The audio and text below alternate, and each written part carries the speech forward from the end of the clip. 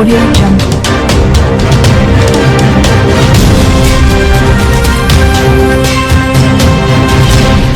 Audio Jungle.